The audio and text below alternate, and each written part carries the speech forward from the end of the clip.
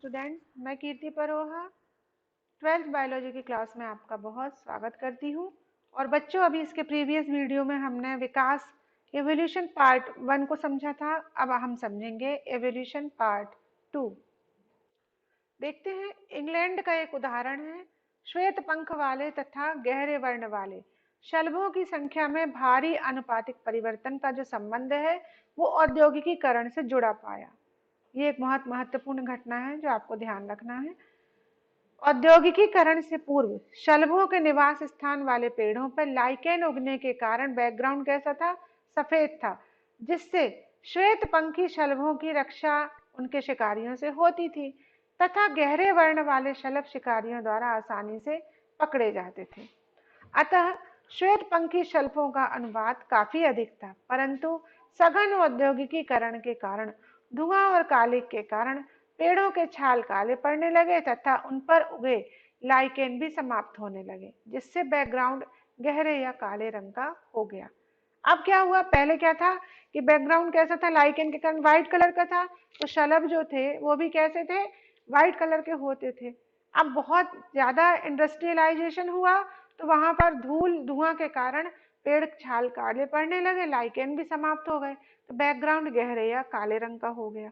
अब इस स्थिति में काले या गहरे वर्ण वाले शलभ का अनुपात काफी अधिक हो गया। पर उन ग्रामीण क्षेत्रों में जहां औद्योगिकीकरण नहीं हुआ, उस दौरान श्वेत पंखी शलभों का अनुपात काफी अधिक बना रहा। मतलब ग्रामीण क्षेत्रों में श्वेत पंख वाले शलभ पाए जाते रहे। यह इस बात का संकेत देता है कि आबादी में मौजूद विविध गुणों वाले जीवों का प्राकृतिक चयन होता है। सेलेक्टिव एडवांटेज वाले जीवों की आबादी प्रकृति द्वारा समर्थन पाकर अपनी जाति का प्रतिनिधित्व करती है और विकल्पी गुणों वाले जीव बने रहते हैं। किसी का पूर्ण विनाश नहीं होता।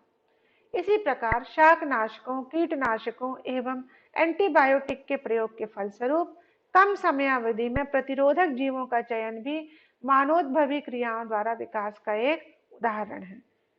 क्या होता है कि जब एंटीबायोटिक और इन सब चीजों का अपन उपयोग करते हैं और आप सब देखते हो कि कुछ दिन बाद वो बेअसर हो जाते हैं, इसका कारण क्या रहता है कि इसके द्वारा भी एक विकास हो जाता है, लोगों में जीवों में उस प्रकार के चेंजेस आ जाते हैं।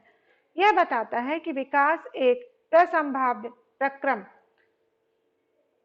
प्रोसेस है, अर्थात यादृच्छिक प्रकरण है जो प्रकृति के संयोग, अवसरधारी घटनाएं और जीवों में संयोग जन्य उत्परिवर्तन पर आधारित है। जीवन में क्या होता है? जीवों में जो होते हैं वो भी क्या होते हैं? उनके जीन्स म्यूटेट हो जाते हैं, तो उसके कारण वो चेंजेस ले आते हैं। नेक्स्ट देखें, गैलपेंगो द्वीप की एक वर्णन आता है कि गैलपेंगो द्वीप पर यात्रा के दौरान चार्ल्स डार्विन ने काली चिड़िया डार्विन फिंच के विभिन्न प्रकारों का अध्ययन उसकी चोंच के आधार पर किया। उसकी चोंच में विविधताएं उसके भोजन स्वभाव के आधार पर उत्पन्न हुई। मतलब जो चोंच थी वो काली चिड़िया की कैसी थी? अलग अलग प्रकार की थी। तो उसने देखा कि ये उनके भोजन के आधार पर हुई। प्रारंभ में ये पक्षियां बीज भक्षी थी तथा बाद में भोजन स्वभावों में बदलाव के कारण अनुकूलित हुई। चोंच के ऊपर उठने जैसे परिवर्तनों ने इसे कीटभक्षी एवं शाकाहारी बना दिया। एक विशेष भूगोलिक क्षेत्र में हम देखें तो विभिन्न प्रजातियों के विकास का प्रक्रम एक बिंदु से शुरू होकर अन्य भूगोलिक क्षेत्रों तक प्रसारित होने को अनुकूली विकिरण एडेप्टिव रेडिएशन कहते हैं। अनुकूली विकिरण क्या है? अनुकूली विकिरण का दूसरा उदाहरण मार्सुपियल जंतुओं में पाने जाने वाली विविधता है। ये सभी एक पूर्वज स्टॉक से विकसित हुए, परंतु अलग थलग भौगोलिक क्षेत्र में, मतलब जहां जहां ये दूसरे जियोग्राफिकल रीजन्स में पहुंचे तो वहां पर इनमें अनुकूलन उनको उत्पन्न हुआ। उस अनुकूलन से जो बदलाव हुआ उससे उनमें विभिन्नता उत्पन्न हुई। इस विकिरण के द्वारा संपन्न हुए विकास को अभिसारी विकास कहते हैं। अब देखें प्राकृतिक चयन सिद्धांत के बारे में। प्राकृतिक चयन का सिद्धांत कहता है कि प्रकृति हमेशा परिवर्तित होती रहती है, भले ही ये धीरे धीरे हो, तथा हमेशा सर्वाधिक उपयुक्त जीवों का चयन करती है। प्रकृति ऐसा नहीं है कि प्रकृति सिर्फ मूक दर्शक है, नहीं, इसका जो चयनात्मक क्रम है वो बहुत ही धीरे होता है लेकिन चलता रहता है। वे जीव जीवनक्षम तथा जननक्षम होते हैं जिनकी उपयुक्तता सर्वाधिक होती है। उपयुक्त खास विशिष्टताओं पर आधारित होती है जो कि वंशानुगत होती है। कहने का अर्थ ये है कि प्राकृतिक चयन आनुवांशिक लक्षण जनित अनुकूलन पर आधारित होता है। ये आनुवांशिक लक्षण जीवों में यादृच्छिक उत्पन्न होते हैं तथा प्राकृतिक चयन हेतु विकल्प बनाते हैं।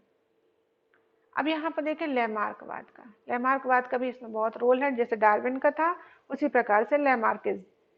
फ्रांसीसी वैज्ञानिक लैमार्क ने माना कि जीव रूपों का विकास अंगों के उपयोग तथा अनुपयोग के कारण हुआ। उनका यह मत कहना था कि जीव उत्पन्न हुए, उनके जो अंग थे वो थे, लेकिन वो कौन से उपयोग में ज्यादा आते और कौन से कम आते उसके हिसाब से जीवों का विकास हुआ। उनका कहना था कि जीव जिस दिशा में लगातार प्रयास करता है वह गुण उसके स्वभाव व आनुवांशिक गुण में अगली संततियों में बाहित होते रहते हैं। इसे अर्जित लक्षणों के आनुवांशिकता के रूप में वर्गित किया। आज लैमार्क का सिद्धांत पूरी तरह नकार दिया है। लैमार्क ने कहा कि जो जीव का जो अंग या जो विशेषताएं पूरे समय चलती रहती हैं वही उसके अनुकूलन और विकास का कारण बनती है।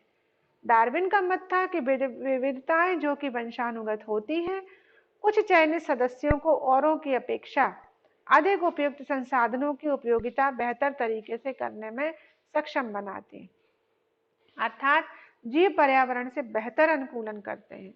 ये विविधताएं वहन करने वाले जीवों को अधिकाधिक प्रजनन तथा अधिकाधिक संततियां उत्पन्न करने के लायक बनाती हैं। कुछ पीढ़ियों बाद इन विविधताओं वाले संततियों की संख्या जीव संख्या आबादी की विशिष्टता में इतना बदलाव लाते हैं कि एक नया स्वरूप या प्रजाति प्रकट होती है। उपरोक्त कथनों से स्पष्ट है कि जीवों में जो विविधता है जनन एवं विकास में नजदीकी संबंध है। वैज्ञानिकों ने इस बात पर खोज शुरू की कि विविधता का उद्गम या मूल कारण क्या है। ह्यूगो ड्रीबीज नाम के एक वैज्ञानिक थे। उन्होंने इवनिंग प्राइमरोज पर अध्ययन के दौरान म्यूटेशन की परिकल्पना को आगे बढ़ाया। म्यूटेशन का अर्थ है जीवों में स्वतः उत्पन्न स्थायी आनुवांशिक परिवर्तन। ये उत्परिवर्तन दिशाहीन होते हैं, परंतु डार्विन के लिए छोटी छोटी विविधताएं भी दिशावान होती हैं। म्यूटेशन का एक बहुत बड़ा माना गया रोल किसके लिए? उद्विकास के लिए। डार्विन के अनुसार जहां विकास क्रमबद्ध होता है वहीं डीब्रीज के अनुसार उत्परिवर्तन ही प्रजाति की उत्पत्ति का कारण है। डीब्रीज ने इसे साल्टेशन अर्थात विशाल उत्परिवर्तन का बड़ा कदम बताया। हम जानते हैं कि जीन के युग्म विकल्प एलील जो है क्रोमोसोम पे एक नियत स्थान पर पाए जाते हैं जिसे लोकस या विस्थल कहते हैं। समष्टि स्तर पर किसी खास जीन का अध्ययन करें तो हर व्यक्ति का जीनोटाइप प्रतिनिधित्व करता है। अगली पीढ़ी में जीन एवं जीनोटाइप की आवृत्ति वर्तमान जीनोटाइप के लैंगिक अंतःक्रिया पर आधारित है, जो कि हम रिप्रोडक्शन और आनुवंशिकता वाले पाठ में अध्ययन कर चुके हैं। इस प्रकार के अध्ययन की विधा समष्टि अनुवांशिकी कहलाती है। यह एलील प्रवृत्ति के अध्ययन पर आधारित है। अब देखो, जी हार्डी डब्ल्यू विनबर्ग ने समष्टि अनुवांशिकी के मूल सिद्धांत प्रतिपादित किए।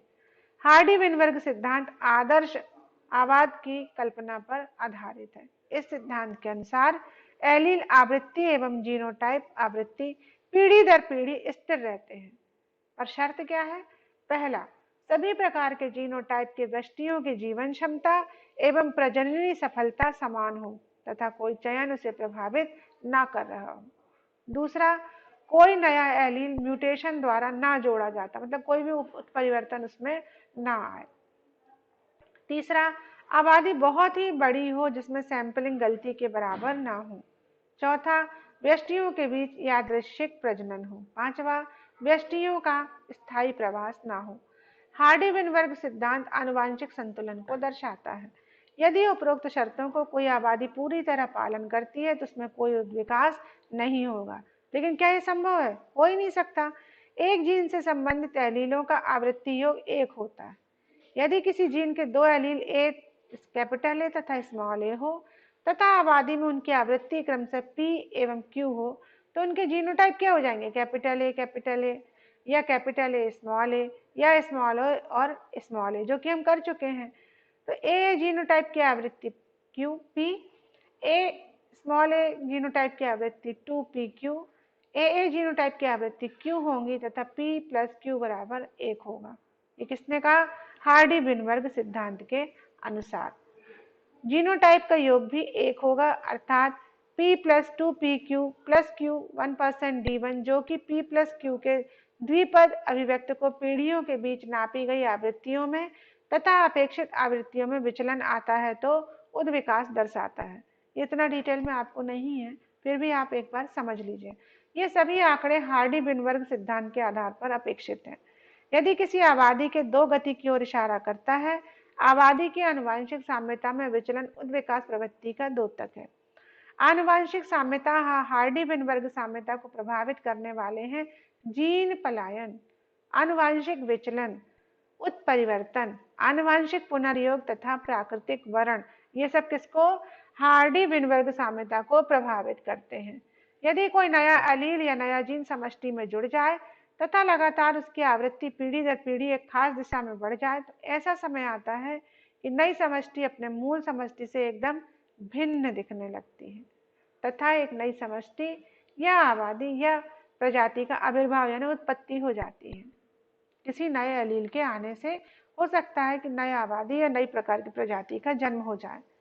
इस प्रकार उत्परिवर्तन या युग्मकोत्पादन के दौरान होने वाला पुनर्योजन जीन अपवाह के कारण जीन आवृत्ति या एलील आगामी पीढ़ी में भी चलता रहता है। स्थायी प्राकृतिक वर्ण द्वारा एक भ्रष्ट समष्टि का आभास होने लगता है। जैसे लगभग 2 बिलियन वर्ष पूर्व पृथ्वी पर प्रथम कोशिका प्रकट हुई। इसमें से कुछ कोशिकाओं में O2 ऑक्सीजन मुक्त करने की क्षमता विकसित हुई। 500 मिलियन वर्ष पूर्व अकशेरुकी जीव बने। 350 मिलियन वर्ष पूर्व जबड़े रहित मछली विकसित हुई, जो कि हम समझ चुके हैं, आप 11th में इसको समझे हो। 320 मिलियन वर्ष पूर्व कुछ समुद्री खरपतवार अस्तित्व में आए। पहले जीव पादप थे जो पृथ्वी पर आए। आधुनिक युग में प्राणी, मेढक, सैलामेंडर जीवों के पूर्वज सीलाकेंथी मछली मानी गई है। इन उभयचर प्राणियों के बाद से सरीसृप विकसित हुए। 200 वर्ष पूर्व मछली जैसे सरीसृप जैसे इक्थियोसारस पैदा हुए। 200 मिलियन वर्ष बाद विभिन्न आकार एवं आवृत्ति वाले सरीसृपों ने पृथ्वी पर अपना आधिपत्य कायम किया। सबसे बड़ा सरीसृप कौन सा था? रेप्टाइल टायरेनोसॉरस रेक्स था, जो कि आप लोग पढ़ते होंगे। 65 मिलियन वर्ष पूर्व अचानक पृथ्वी से, यहाँ 200 मिलियन वर्ष कर लेना बेटा, अचानक पृथ्वी से डायनासोर समाप्त हो गए। वैज्ञानिकों का मत है कि वातावरण एवं जलवायु परिवर्तनों के कारण डायनासोर विलुप्त हो गए। महाद्वीपीय विस्थापन एवं विचलन के कारण कई जीवों का अस्तित्व बच गया, जैसे कंगारू। मनुष्य का विकास सर्वाधिक सफलता की कहानी है, क्योंकि मनुष्य सभी प्राणियों में सबसे योग्यतम उत्तरजीविता प्रदर्शित करता है।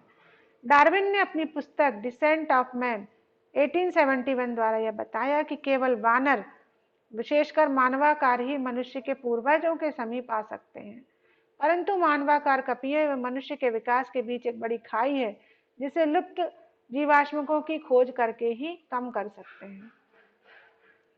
लगभग 15 मिलियन वर्ष पूर्व ड्रायोप्थोपिकस एवं रामापिथिकस नर वानर विद्यमान थे। इनके बाल शरीर बालों से भरपूर थे, गोरिल्ला एवं चिंपैंजी जैसे लगते थे। ड्रामोपिथिकस की प्रतिकृति गिब्बन, बृहद और मनुष्य में अभी पाई जाती है। ये मनुष्य सहित सभी मानवाकार कपियों के सामान्य पूर्वज थे। अब यहाँ पे क्या बता रहे हैं? मानव विकास के बारे में। रामापिथिकस अधिक मनुष्य जैसे थे। 3-4 मिलियन वर्ष पूर्व मानव जैसे नर वानर प्राइमेट्स पूर्वी अफ्रीका में विचरण करते रहे। इनकी ऊंचाई 4 फुट से अधिक नहीं थी, वे खड़े होकर चलते थे। ऑस्ट्रेलोपिथिकस का जो जीवाश्म है, इस युग के सभी जीवाश्मों में अधिक मानवाकार था। मानवाकार मतलब मानव से ज्यादा रिजेंबल करता था। इसकी कपाल गुहा का आयतन लगभग 600 सीसी था, जो मानव की तुलना में काफी कम था। फिर भी वह अपने समवर्ती कपियों के से बड़ी कपाल गुहा रखता था। ये फलों का भोजन करते थे। फिर पूर्वी अफ्रीका के टेंगेथियान स्थान से होमो हैबिलस नामक कुछ और विकसित मानव आकृति जीवाश्म मिले। इसे पहला मानव जैसा प्राणी कहा जाता है। इसकी लंबाई 4 फुट, हाथ विकसित से उपकरण बनाने की क्षमता का द्योतक है। इसकी कपाल गुहा का आयतन लगभग 600 सीसी था। ये संभवतः मांस नहीं खाते थे। उत्तर भावी मनुष्य के अंतर्गत होमो इरेक्टस अथवा जावा और चीन के मानव आते हैं। होमो इरेक्टस लगभग 1.5 मिलियन वर्ष पूर्व अस्तित्व में थे।